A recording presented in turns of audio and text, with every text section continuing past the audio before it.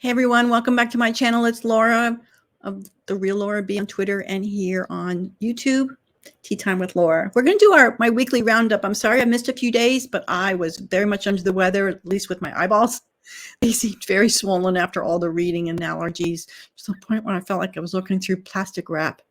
But I'm back and I'm going to try and do my best to bring, well, today it's going to be a weekly roundup. All the information, well, that's not about the trial.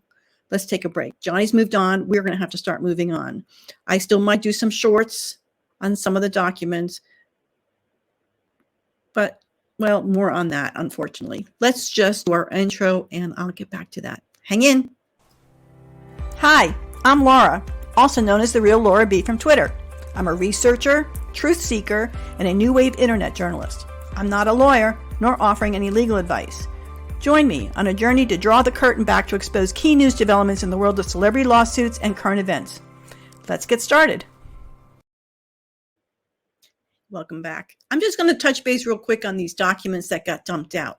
I'm not lying. I was disappointed they were dumped out all at once. I was disappointed they weren't watermarked. I was disappointed they weren't previewed for any errors that been left behind, which included Johnny's personal medical information. However, I'm not blaming Andrea Burkhart or anyone else for what's happened in the mainstream media.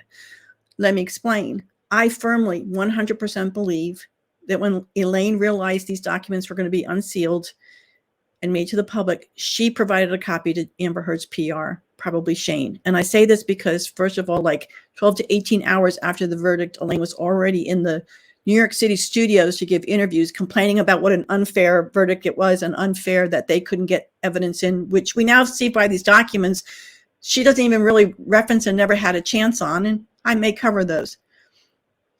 We also saw Amber Heard in New York City walking the streets with Shane, and then we found out now later that it was for an interview. So when it was put out in a tweet that we wanted to get these documents, I absolutely 100% believe the documents were turned over to her PR, and they were very, very prepared for when we did, or if we did.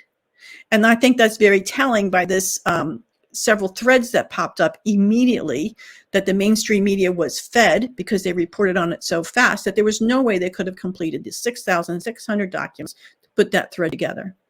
I personally think it's an inauthentic account. I think it's PR driven, paid for, promoted artificially. The likes make no sense. Amber Heard has had many stands on YouTube, on Twitter, for example, that are completely being ignored and not even part of this. And I find that very suspect that these brand new accounts are coming in with hundreds of thousands of likes and God knows how many retweets. I just don't think it's real. And that's all I'm going to say on that for right now. I'm sad that the mainstream media only wants to cover the bad stuff, but I'll be getting into that a little bit later in this video. Let's take a deep breath and let's find something positive for Johnny, because you know what? There's been a lot of positive and we don't want that to be hidden and buried.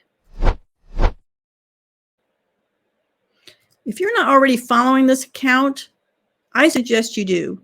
iFod, who is also Italian fans of Depp, have been on Twitter and Instagram for years, and they promote great stuff about Johnny. And the one thing they don't do is post anything that could harm him or be negative. They don't cover the trial.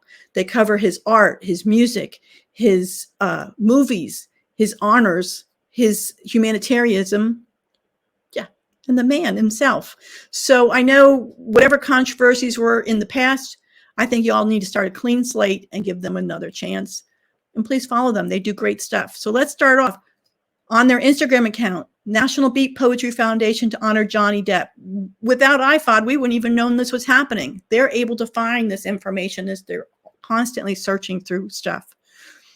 So let's find out what this is. He's going to be honored as a Lifetime New Generation Award for Beat Poet Laureate. It's going to happen in September 2022. And let's get some more information about this.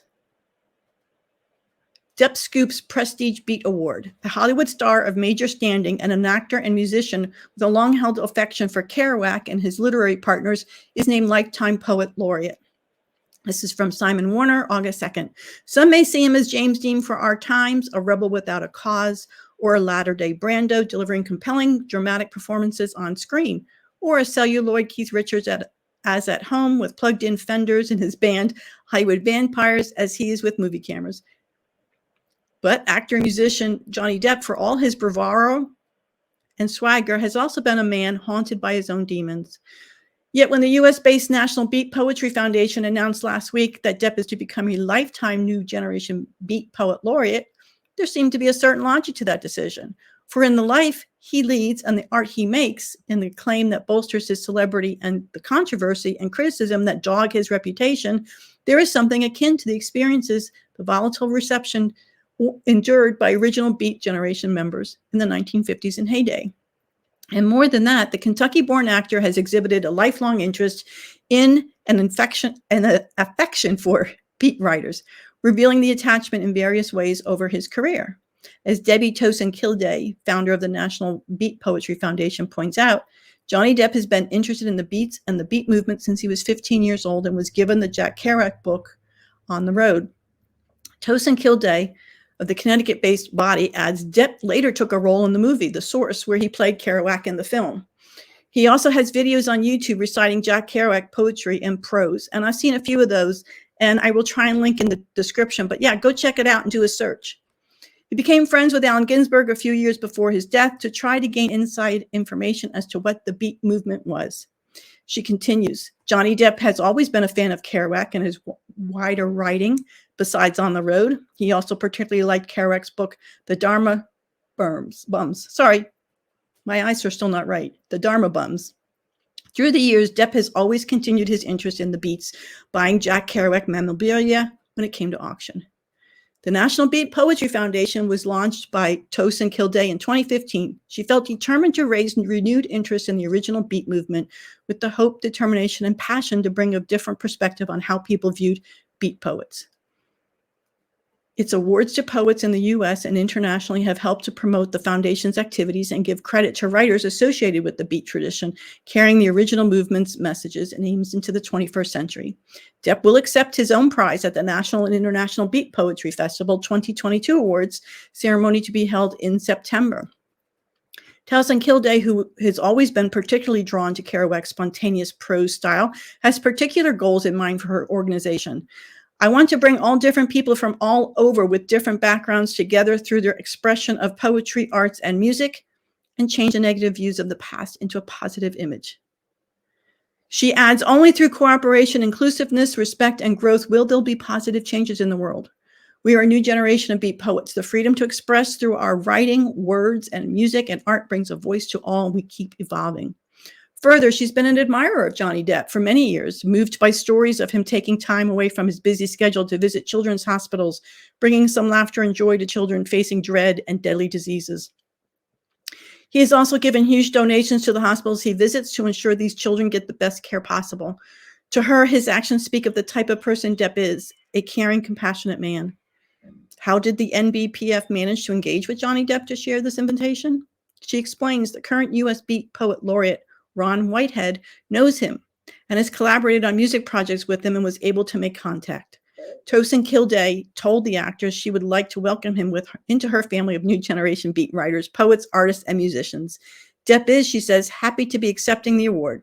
Had the recent court, and we're always going to get into this, but it makes no difference, had the recent court hearings involving the actor had been any source of consideration as her organization made its decision about the award?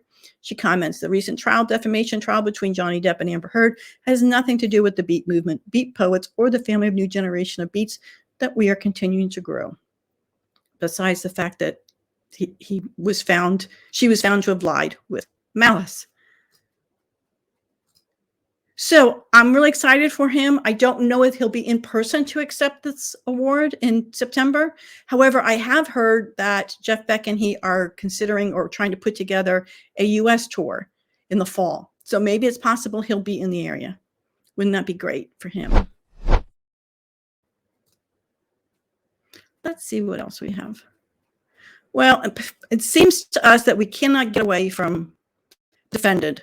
She keeps popping up in the news. And I just found that interesting. So let's see what we've got. TMZ exclusive, sells Yucca home for over $1 million. Exclusive, July 31st. Well, they must have been snoozing because I've been posting that on Twitter for a while. July 31st, they're saying that they have an exclusive, and here I am. My slow internet. on July 23rd, posting that, in fact, she had sold the house on July 18th, 2022. Now, I kept the buyers private. TMZ reported that they did, in fact, contact the buyers. And they said, let's see, come on, load. So that's the property. It's out in the desert. Approximate profit of $480,000 because we know she has a mortgage. What we don't know is if she had to pay an agent fee. Let's see. They said they contacted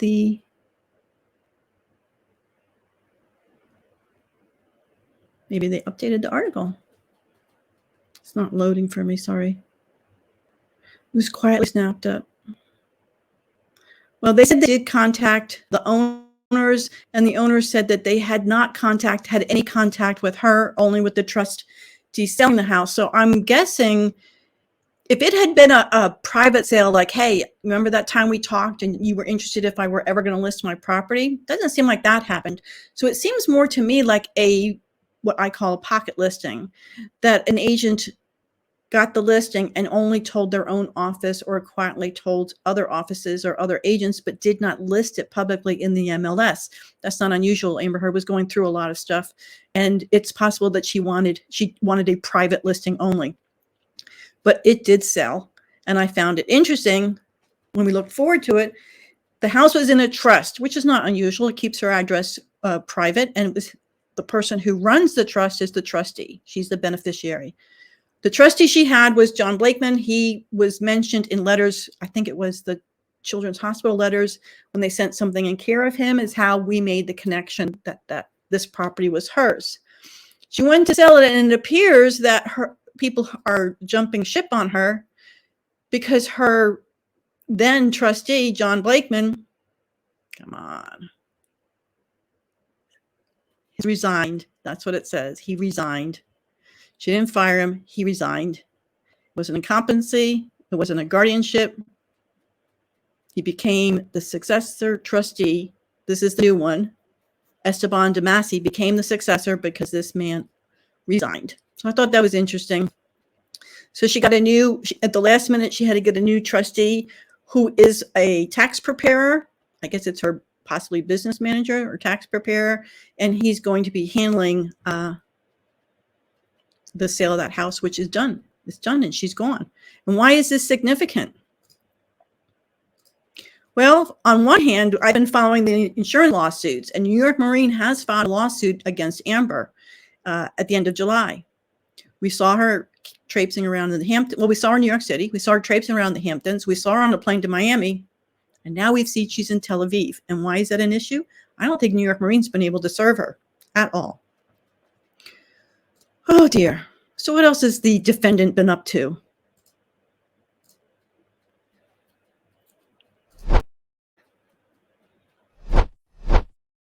Sorry. I do that for timestamps. It's helped me to find it quickly. HouseInHabit has put out a new Substack. It is now behind a paywall. It was released to the public for a while. And it talks a lot about Amber Heard's past and apparent claims of her participating in sex parties. Now, this has been out for quite a while, and I should pull it up. Let's see. Let's look up Elon Musk's parties. You're going to see a lot of these come up.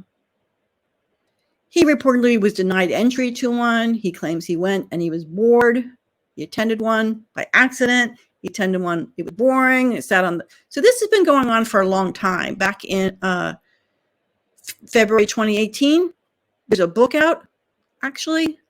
So this isn't something that's terribly new as far as potential involvement. But now we have this woman, Gia, is her pseudonym, has come out to report to HouseInHabit her story of being taken advantage of and provided photos. Well, here's what's interesting. Those photos match up with some Instagram photos that we've seen. And that relates to this story.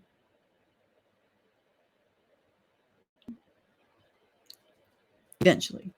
There it is. Amber Heard's event early due to a serious emergency. This is April 9 in the morning, 9:30 in the morning. So this is the next day reporting it. The actress was set to receive an award on that night, April 7th, and prior to receiving the startling news, Amber walked the red carpet, donning a menswear-inspired ensemble of the white blouse and pants. She was with her sister, Whitney Hurd, and Cara Delevingne, and Io Tillett-White. Cara and Io accepted the award for her.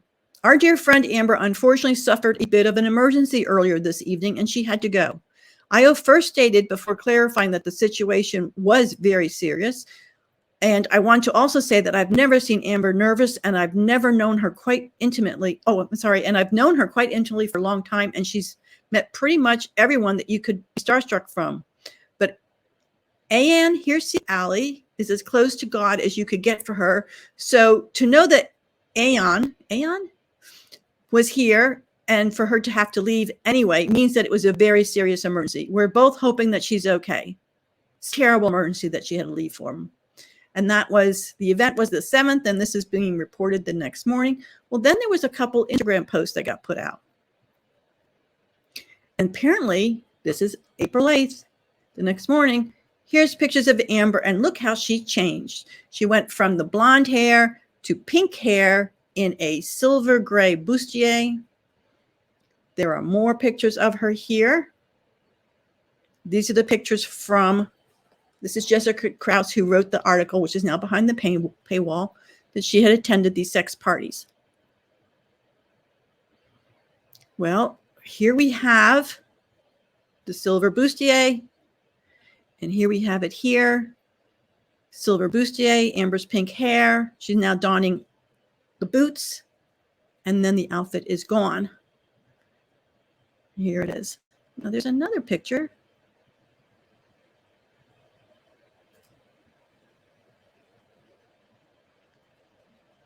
Oh, the picture with Cara is gone. There's a picture here with Amber Heard, her friend Brandon, and Cara in the same dress.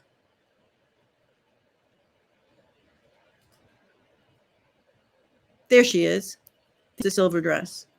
So whatever this emergency was that happened at where she was being honored that she had to leave early, it didn't take her long at night to dye her hair, change into this outfit. Cara changed also. She wasn't wearing this on the black carpet, and off they were to this party. I find that interesting. Let me do my little... The defendant, like I was saying before, has shown up in Tel Aviv. This is the original Instagram post of this person, and we have the reports on the Daily Mail. Why does this matter to me? Well, it only matters to me because New York, I don't think New York Marine's been able to serve her for the lawsuit they're making. I've been following the website. They were supposed to have served her within 21 days, putting it around August 2nd or 3rd, if you don't count some weekends in there. But it seems they did not post a proof of service yet. So I'm wondering how that's going to follow through. Amber Heard was spotted walking around Israel and dining at the Central Tel Aviv Cafe on Monday with her friend. She was wearing a black dress and flip-flops and pushing a stroller. While in Tel Aviv, she was browsing bookstores and enjoying lunch with Eve Barlow, who stood by her during the trial and was prevented from observing proceedings in April because she was caught texting and tweeting from the front row. Well, she didn't just do that. She also manipulated and cropped a photo to get Gina Deuter's banned. So here she is walking around. The carriage is empty. I'm sure she has people with her. She personally, looks like to me that the trial has taken quite a toll on her. So we'll just glance at some of the photos. This was the lunch that they had out. Eve appears to be cutting her food for her, or I don't know, maybe they're sharing a dish and she's serving her. It's just always odd. Again, she was caught on the streets. I don't know who that is. She's pushing a stroller. There's another picture of her in the bookstore. I don't know why this is so huge. That's why. So she was in the bookstore. She's a little bitter there, but pretty tired. So that's where she is. Not to be served, sadly, by New York Marine. And that's the only thing I care about. I'm covering the insurance. I've been covering a lot of the insurance lawsuits, and I was really anxious to see what was going to see her answer on what New York Marine was claiming, and we've got nothing from that. Okay, I'm going to touch on these unsealed documents just very quickly. Let's share the screen again. So I just did a quick search, Johnny Depp unsealed documents, and this is the way mainstream media is treating him. They revealing things against Johnny. Are they sorry? They seem to be hurting him more than anything.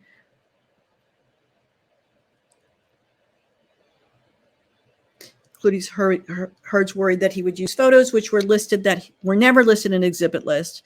So they're basically going against crude text with Manson, which is false because it's just Manson saying, what song should we play? We're going to play 18.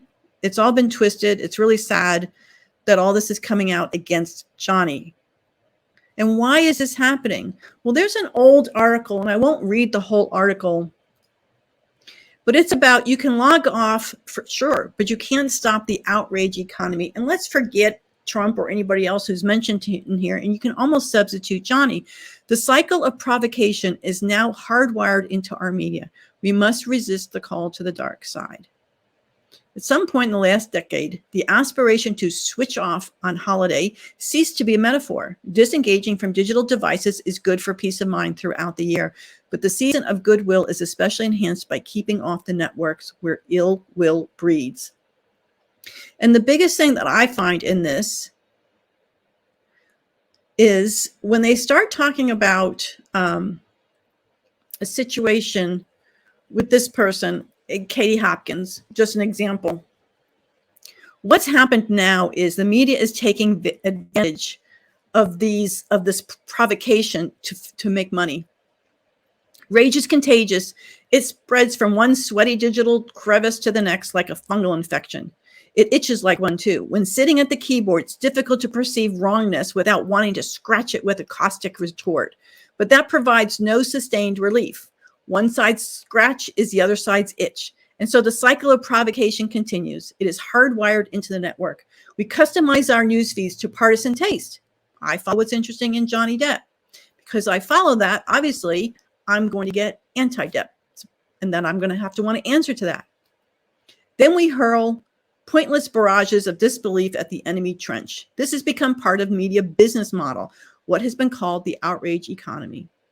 Extremes of opinion cause spike in web traffic, which suits publishers and platforms, the legacy media. In the currency of clicks, every click gets them an ad revenue. An inflammatory, just for example, this article, for example, yields a double payoff. It is shared by people who agree and by people who violently disagree. Mercifully, forget about that bubble. But other bubbles will inflate as long as there are commercial incentives to keep everyone's blood boiling and insufficient social or political pressure to lower the temperature. And that's what's happening. Amber Heard's PR absolutely wants to keep pushing her name to the forefront to villainize Johnny. And they used the unsealed documents wrongfully. It was misinformation. It was twisted. It was outright lies. But they don't care. And the mainstream media benefits because what happens? Oh my God, look at that headline. Let me click on it. As soon as they do, they're getting ad revenue. It gets shared onto Twitter. It gets into my Google search, for example. I'll search under Johnny's name for news and it pops up there. And that makes me angry. And I want to retort. And they're benefiting from it. They're making the money from it. I don't know the answer. I don't want lies to go unopposed. But every time I answer, I'm feeding into this machine. At some point, we're going to have to move off the trial. And that's why I suggest, well, that's not the only one, but I shared one in my last weekly roundup was Remy Depp on Instagram, who does some great posts on Johnny, especially on his music and films. Find these accounts, share their positive information of Johnny. He has a life behind this, beyond this trial, as should we. As should we. Here's Sorry, here's the negative that's come out with this. One of Johnny Depp's young lawyers is a graduate of CUNY, the University of New York. They have multiple campuses. And they put out an article about this great young lawyer and her achievements in the Depp case. And what happened? A handful, I'm sure it was only a handful of people, contacted the university and said, hey, take this article down. Do not celebrate her. She represented Johnny Depp. Well, Johnny Depp won. Full and square, 7 jurors unanimously found she lied. Not only did she lied with malice. That's our legal system, and we should never run from it. And this is what they've done. We appreciate everyone who shared their concerns about an article in our newsletter featuring a recent CUNY graduate, or CUNY graduate. I think it's, I don't know what it means. Central University of New York, I think, graduate who worked on Johnny Depp's legal team. We understand the strong negative emotions this article elicited and apologize for publishing this item. What the hell? This woman went to your university. She went on to law school. She's successful. She's promoting our justice system, and you're apologizing for publishing this? We have removed it from our CUNY Verse blog. The article was not meant to convey support for Mr. Depp implicitly or otherwise. It was a call into question, or to call into question any allegations that were made by Amber Heard. Domestic violence is a serious issue in our society. We regret any pain this article may have caused. This is outright disgusting.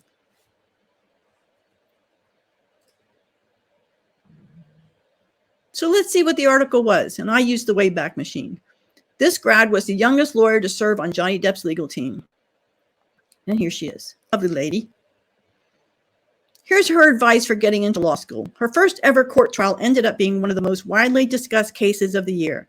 Meet Yerlin Mena, a Hunter College, that's the CUNY campus, Hunter College of 2015 alum, and an associate attorney at Brown Rudnick, who worked on the controversial lawsuits between Johnny Depp against his ex-wife, Amber Heard. She's the youngest lawyer on that team at the age of 29.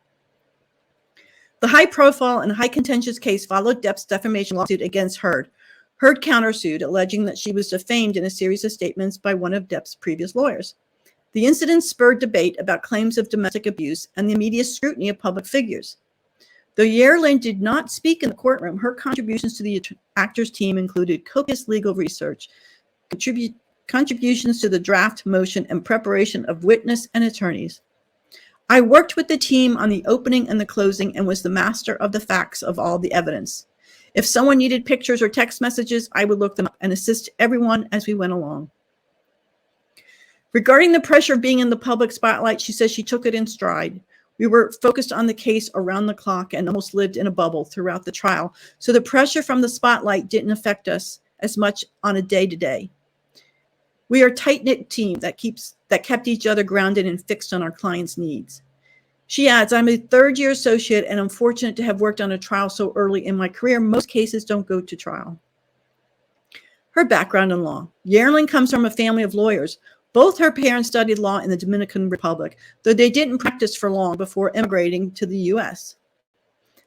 Law was the first career that I knew of before I even really understood what it was. It's a whole different process here. So my parents couldn't help me understand the steps to get into the law school in the U.S. It's a whole different process here. So my parents, who were lawyers in the Dominican Republic, couldn't help me understand the steps to get into law school in the U.S. and what the experience would be like. But having that influence was important in sparking my interest in the legal field. As in the case with many students, CUNY was an affordable option for Yerlin, who initially attended Long Island University before transferring to Hunter to study psychology. As a student at School of the Future High School in Manhattan, she participated in College Now courses at Hunter.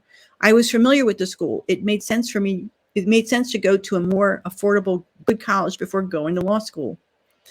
Yerlin credits Hunter's pre-law track for preparing her for Fordham University School of Law, where she earned her JD degree in 2019. The Pre-Law Society is giving you panels, programming outside of college to participate in internships, and just constant news that I would stay on top of.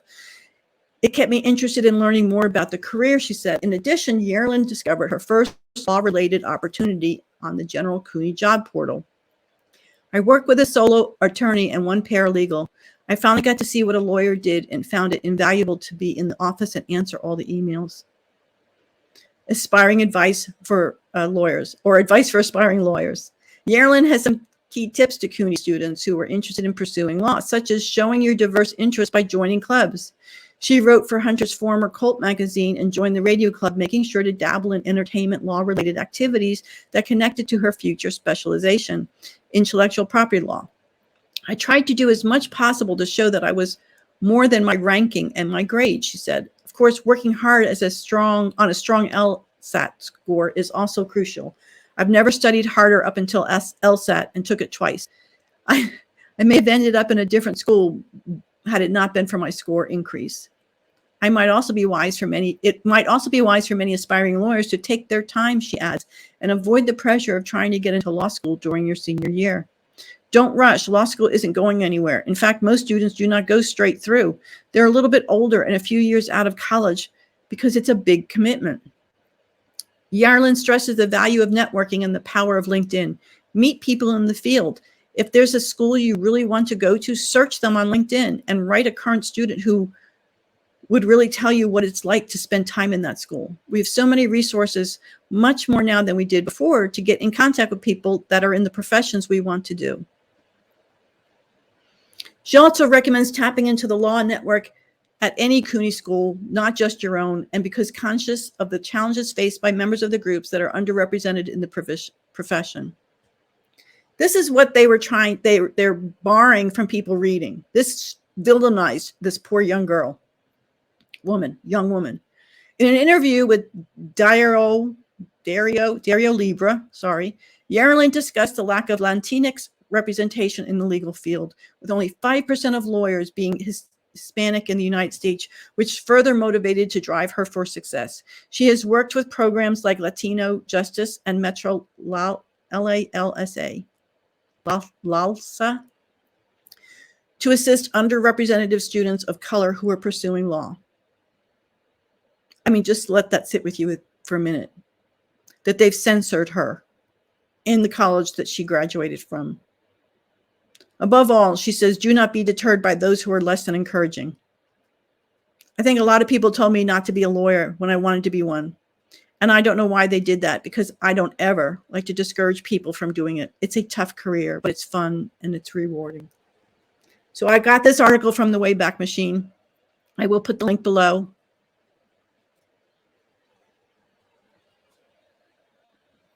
This is the article it referred to. It's on Code List. I'll also put that article.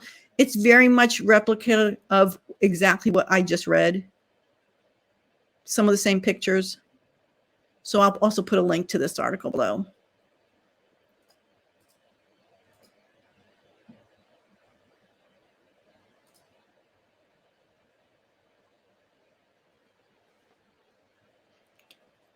I just find it disgusting that they've done this.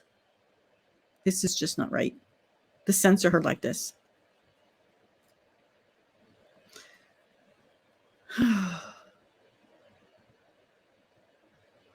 I think I had a few things to say about this.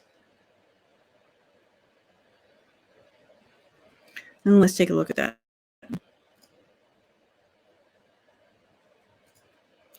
All the people that I'm now blocked, so I can't see that tweet anymore, but she complained about Harvey. She equated Johnny to Harvey Weinstein and Ghislaine Maxwell.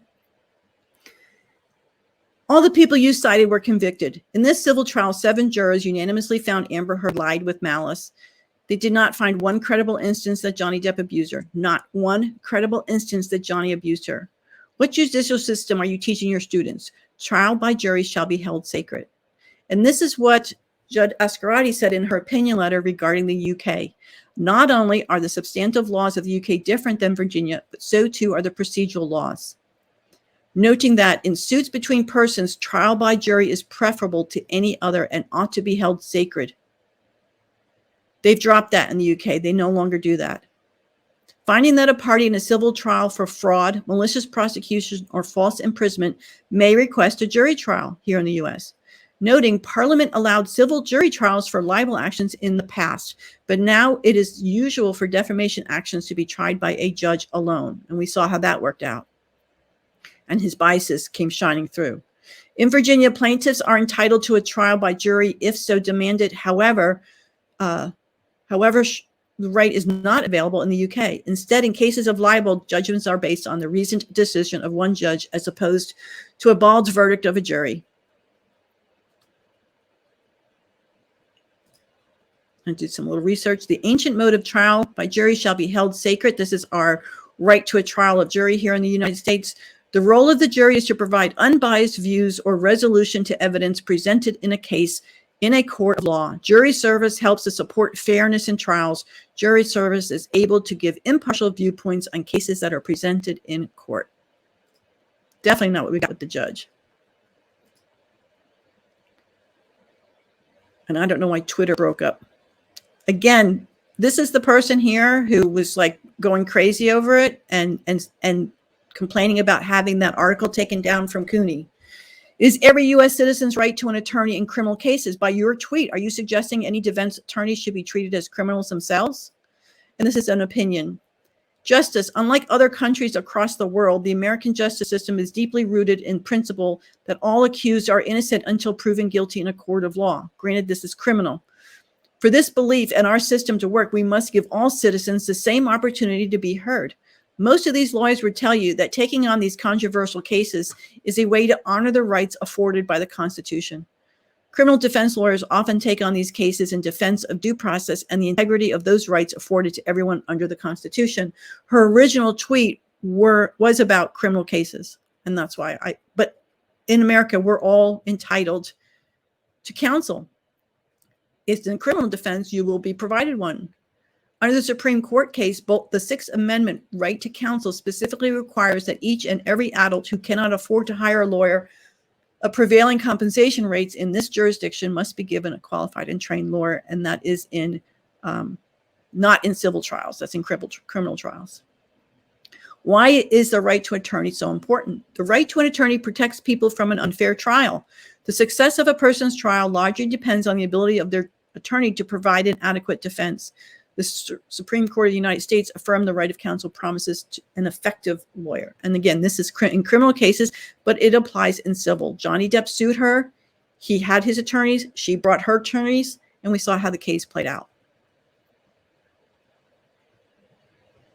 Again, I took it further. You've taken a horrible, misguided position. Yerilyn Mena is an amazing role model to other immigrant women. Above all, she says, do not be deterred by those who are less encouraging. And I provided the Dropbox link and the Wayback link. I don't know why Twitter broke up my thread. Congratulations to Yerilyn Marin. Yerilyn discussed the lack of Latinx representations in the legal field with only 5% of lawyers. And this is who CUNY and this author, Amy Hsin, is censoring. So I shelled it, and here's the original, the one I just read. I hope I didn't mess up the screen on that.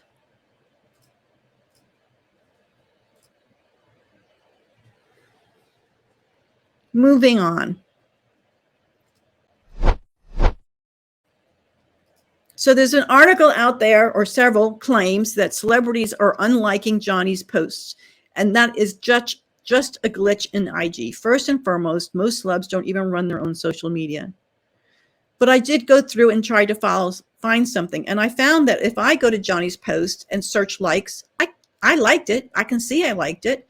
But when I search my name, it doesn't come up. Well, then people said, I don't think you can search your own name. I'm like, okay, so let me try another one. Right above it, Paris, it was very clear to see Paris Hilton had made a comment on Johnny's post with many hearts.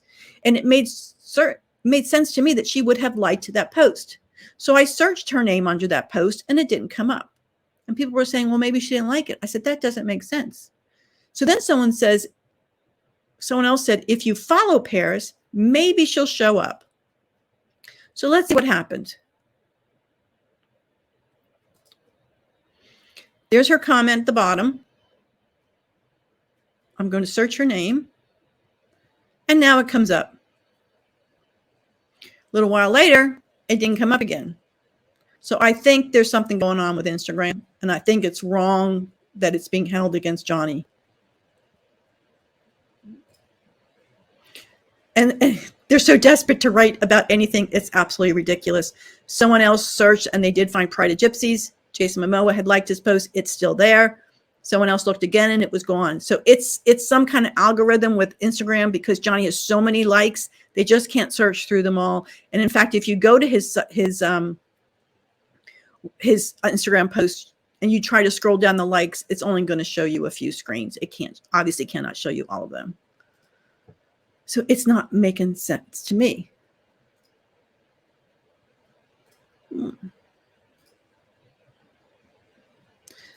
So I have this other article I found very interesting. So let's take a look at it.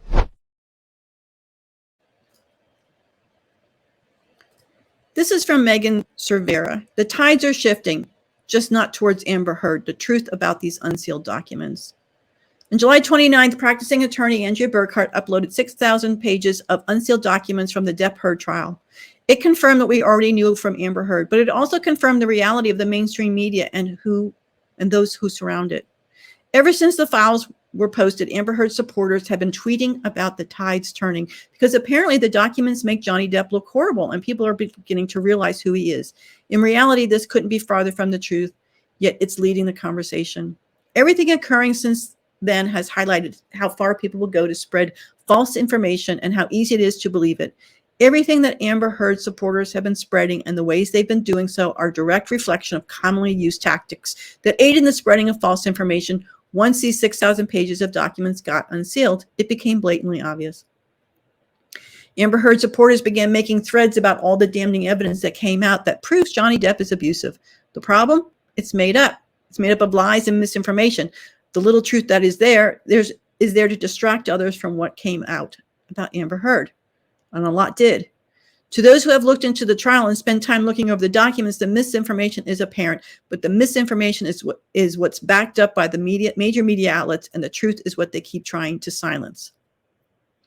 The same people that claim they're telling the whole side of the story only get their information from accounts on Twitter that support Amber Heard.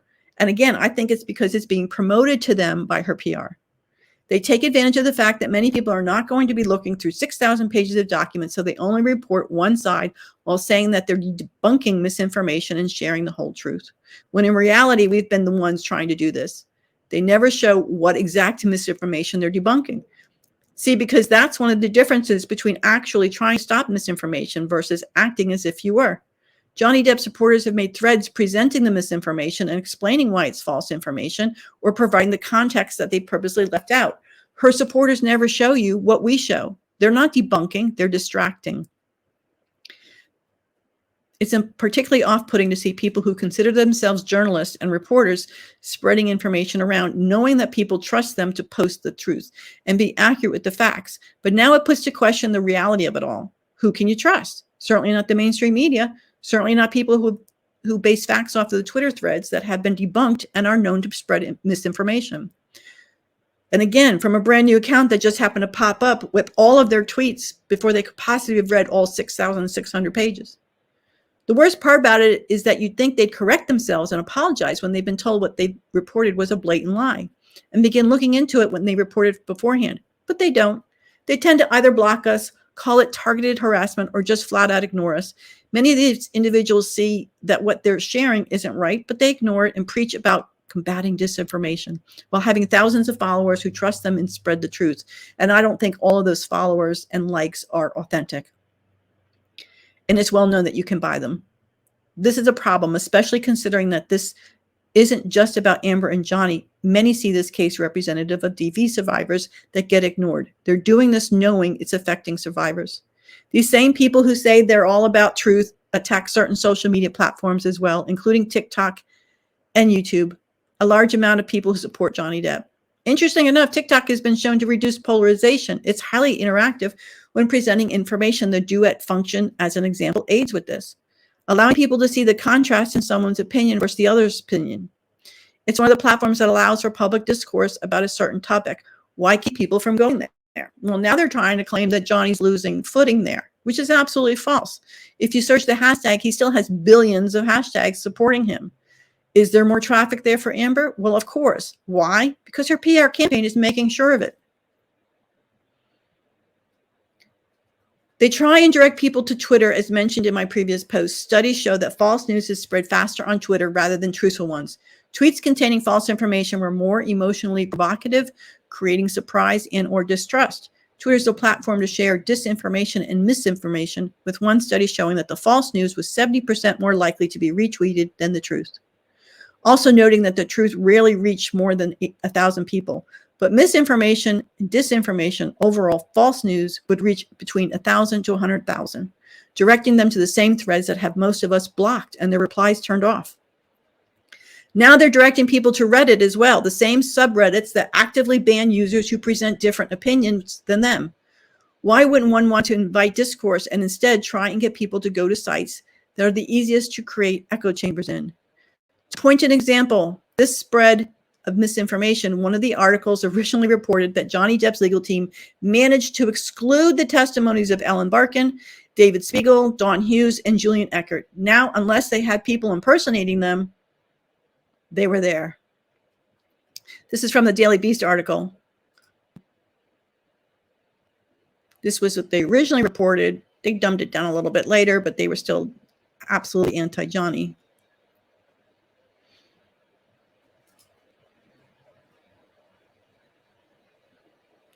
Depp's legal team was somehow able to convince the court to exclude the jury from taking into account the testimony of Barkin, Spiegel, but they did allow some texts in from Paul Bettany because they asked Johnny on them. So that's just going to give you an example. And here's a great photo collage he did showing that they in fact did testify. That's the misinformation that's got reported out there that goes unanswered and ignored.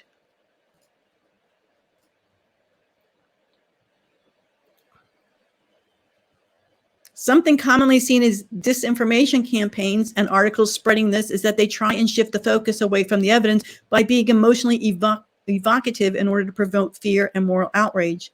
In this case, taking advantage of victims by using fear tactics that evoke a strong response. Example, Depp versus Heard verdict is a gag order for women that no amount of evidence will be enough if you're a woman. They're trying to silence women. And it's, Camille said, this was a case between Amber Heard and Johnny Depp. Period. Two individuals, not a movement. You see this emotionally evocative language in threads as well, targeting people's emotions, which keeps them from thinking rationally about what they're presenting. In the case of the newly unsealed documents, Amber Heard supporters began saying that Johnny Depp attempted to use revenge porn against Amber Heard because he wanted to submit her nudes knowing it would be televised. That's just not the case. And here. Got the full thread in there. I'm sorry, my internet's slow. He didn't attempt. He didn't submit any exhibits. That's the most important thing. How could he have attempted to bring this to the jury when he did not submit them into his exhibit list? Mr. Depp does not currently anticipating introducing evidence. The pictures of Amber Heard, though it's possible to envision a scenario, were not even on his exhibit list.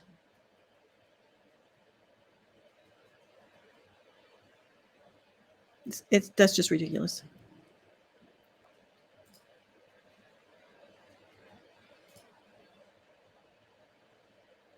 Then they continue to say that he admitted he was never abused physically or mentally. I covered this in the last one. His lawsuit was about defamation. His lawsuit wasn't about abuse. So there's no reason for him to present that information. This is how misinformation spreads. The reality is that Amber Heard kept trying to have Johnny have an independent medical examination, even though he didn't claim any psychological or physical injury in response to her op-ed. Remember, this was about the op-ed. So there is no reason for the IME. That's them saying it. It was in relation to her statements, not the abuse. Unlike Amber Heard, who said she had PTSD as a result of Adams Walden's statement paired with Johnny's alleged abuse, bringing her mental health directly into the case. Johnny had no intention of requesting an examination until she brought it in, which puts her condition in controversy. Though it's way easier to crop out the context of documents and misinform others in a simplistic black and white way rather than going through the explanation I just did. Keep understanding these are arguments.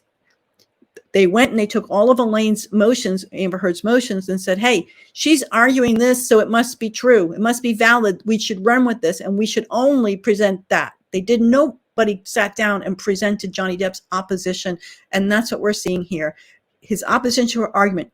This is wrong, Your Honor. This is not what we're doing. This is not fair. This is not right. This is our side of the story, our side of the argument.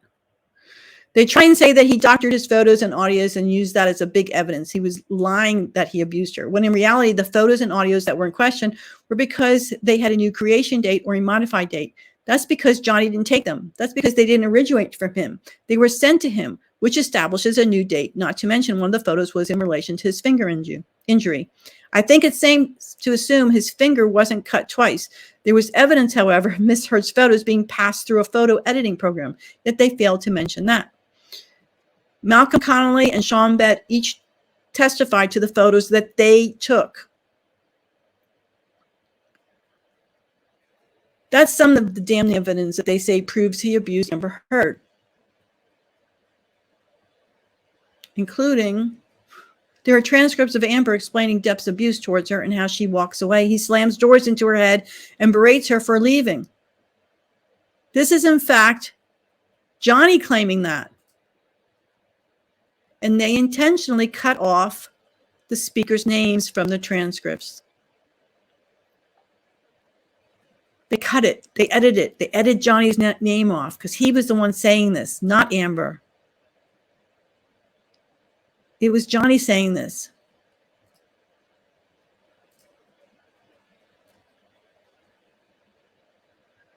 Wait, that was actually Johnny Depp explaining Amber's abuse toward him. They don't even try and hide the fact that they're lying. What they failed to acknowledge is that what came out was from about Amber Heard directly related to abuse, such as Jennifer Howell's testimony about Whitney Heard telling her it was Amber who had cut Johnny's finger off, that Amber Heard became so distraught over Johnny Depp wanting a prenup that she tried to leave a plane as it was flying over the ocean, in which Johnny tried to breach the cockpit to turn the plane around, or Amber initiating violence to keep him from going out with his friends, and her being proud of her violence, which is what her Dr. Anderson testified to. Proud of her violence, Amber saying that she actively participated in helping Johnny reach sobriety, even though there's an audio of her giving him Xanax and alcohol when he's seemingly out of it. More evidence of Amber Heard initiating violence via her own words. Dr. Anderson said that Amber admitted that she initiated violence, that when she would try to bait Mr. Depp, he would go out to see his friends because he actually had friends. And to stop him from doing that, she would insult him and then she would slap him to try and stop him. And he would constantly retreat. This contradicts Ms. Heard's testimony that she didn't initiate violence. She's a liar, Your Honor. And this is their couple's therapist. The couple's therapist said Ms. Heard admitted to slapping Mr. Depp, to throwing a can at him, and to being proud of initiating violence. Gee, they won't report that side. See the difference, all the evidence, a lot being misinformed that her supporters present are attempts to shift the attention from the actual focus, the relationship between Amber and Johnny in relation to abuse, where the documents showed how she was, again, the perpetrator of physical violence, not as self-defense, not as reactive. You'll show that she isolated him from his friends by initiating violence, and they'll divert the attention till you suddenly left arguing about whether or not Johnny Depp doctored a photo of his finger injury, because apparently it's probable to have your finger cut twice. They never directly respond to the evidence. They have to put the attention somewhere else. Yet the only things they can report on what they show and why. Everything happened right now is a perfect example of how misinformation and disinformation gets spread, and who specifically partakes in this knowing that it's misinformed. It really brings to light the mainstream media and what people consider journalism to be now, which I talked about before. It's clickbait money. They claim that everything came out as causing people to apologize and being supportive of Amber Heard. This is not true. Lawyers tell Newsweek that Johnny Depp fans damaged his reputation by releasing copies of unsealed court documents. Their source is that that's her account name. Yep, sure, seems like it. Let's take a look at what they found.